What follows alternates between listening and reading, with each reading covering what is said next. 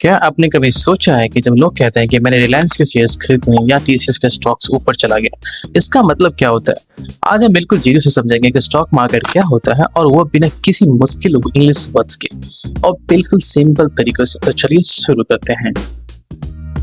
मान लीजिए आपका एक दोस्त है जिसका नाम है राज। राज नाम तो सुना होगा। राज का एक चाय का दुकान खोलना चाहता है।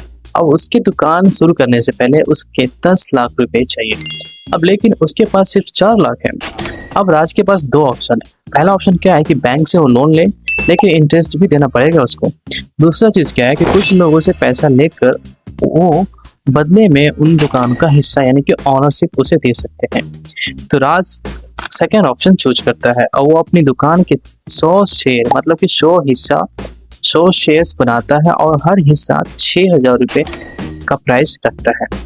अगर राज का 6,000 रुपये कोई अगर देता है उसको, तो वो 1% हिस्सा मिल जाता है उस व्यक्ति को जो राज के शेयर खरीदेगा। मतलब आप उस कंपनी के दुकान के 1% का मालिक बन गए हैं। यानी यही चीज कंपनी भी करती है, बस बड़े लेवल पे। जब एक कंपनी जैसे कि रिलायंस या टीसीएस का बिजनेस बढ़ाने के लिए पैसा चाहिए होता है, तो वो अपनी कंपनी के शेयर्स बेच देते हैं लोगों को। जो भी शेयर्स खरीदता है वो उस कंपनी का छोटा सा मालिक यानी कि शेयर होल्डर्स बन जाता है। अब शेयर होल्डर्स क्या होगा, तुम्हारे लिए एक न्यू वर्ड्स होगा। तो शेयर होल्डर्स किसे कहते हैं? जो किसी भी कंपनी का 1% अगर उसने कोई स्टॉक खरीदा है तो उस कंपनी का वो शेयर होल्डर्स है। ठीक है। अब सवाल ये है कि ये शेयर्स खरीदते हैं और बेचे कहाँ जाते हैं? इसके लिए होता है स्टॉक मार्केट। स्टॉक मार्केट एक ऐसी जगह है जहां लोग कंपनी के शेयर्स खरीदते हैं, बेचते हैं। इंडिया में 2 मेन स्टॉक एक्सचेंज है, NSE, BSE, national stock exchange and Bombay stock exchange. ये बिल्कुल एक बड़े डिजिटल बाजार की तरह है। जैसे सब्जी मंडी में सब लोग सब्जी खरीदते हैं, बेचते हैं, वैसे ही यहाँ पे लोग कंपनीज के शेयर खरीदते हैं और बेचते हैं।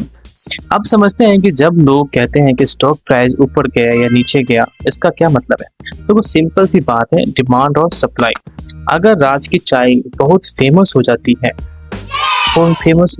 तो दुकान का बिजनेस बढ़ रहा है, तो ज्यादा लोग उसकी दुकान का हिस्सा यानी कि शेयर खरीदना चाहेंगे।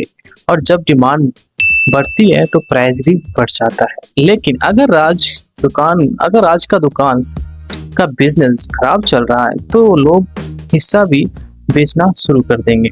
और जब लोग बेचना ज्यादा चाहते हैं और खरीदना कम चाहते हैं तो प्राइस गिर जाता है। सेम यहाँ पे 2 कंपैरिजन हुआ। एक तो कि अगर राज की दुकान अच्छी चल रही है तो भाई आपको, अगर आपने इन्वेस्ट किया तो आपको प्रॉफिट भी होंगी और शेयर का प्राइस भी बढ़ेगा। अगर राज की दुकान अगर नहीं चल रही है, फ्लॉप हो गई है या कस्टमर कम आने लगे हैं, उनका डाउनफॉल स्टार्ट हो गया है, तो मार्केट का जो प्राइस है वो डाउन होगा और आपका जो इन्वेस्टमेंट है वो रेट में आ जाएंगे। बस ये चीजें कंपनीज के साथ भी होती है। कंपनी अच्छा परफॉर्म करती है तो डिमांड बढ़ती है, प्राइस बढ़ती है। कंपनी खराब परफॉर्म करती है तो प्राइस गिरता है। तो आपको सिर्फ शेयर होल्डर का फायदा नहीं होता। अब देखो, आप शेयर खरीदने से क्या फायदा होता है? 2 मेन तरीके हैं। Price appreciation. अगर आपने 6,000 रुपए का कोई शेयर खरीदा है और कंपनी अच्छा परफॉर्म करती है तो वही शेयर 8,000 रुपए का हो जाए तो आपको उसे बेचकर आप प्रॉफिट कमा सकते हैं। सीधा सीधा आपको 2,000 रुपए का प्रॉफिट हो जाएगा। उसमें से कुछ टैक्सेस कटेंगे, आई थिंक, मुझे लग रहा है। अब दूसरी चीज क्या है कि डिविडेंड। कुछ कंपनी अपना प्रॉफिट शेयर होल्डर्स के साथ शेयर करती है, इसे डिविडेंड कहते हैं। मतलब कंपनी से आपको रेगुलर इनकम भी मिल सकती है, लेकिन याद रखना, प्रॉफिट हो सकता है वैसे ही लॉस भी हो सकता है। अगर कंपनी का बिजनेस खराब चला तो शेयर प्राइस भी गिर सकता है और शेयर प्राइस जब गिरेगा तो आपने जो इन्वेस्टमेंट किया होगा वो आपको लॉस में कन्वर्ट हो जाएगा। तो दोस्तों, आज हमने सीखा कंपनी शेयर क्यों देती है, स्टॉक मार्केट क्या होता है और प्राइस ऊपर नीचे क्यों होती है, शेयर होल्डर्स बनने का क्या फायदा है। अगले वीडियो में हम सीखेंगे कि सेविंग और इन्वेस्टिंग में क्या फर्क है और कंपाउंडिंग का मैजिक क्या होता है, जो हर इन्वेस्टर को पता होना चाहिए। अगर वीडियो हेल्पफुल लगा तो लाइक करो और चैनल को सब्सक्राइब करना मत भूलना। अब मिलते हैं अगले वीडियोस में। अभी के लिए इतना ही। Bye bye.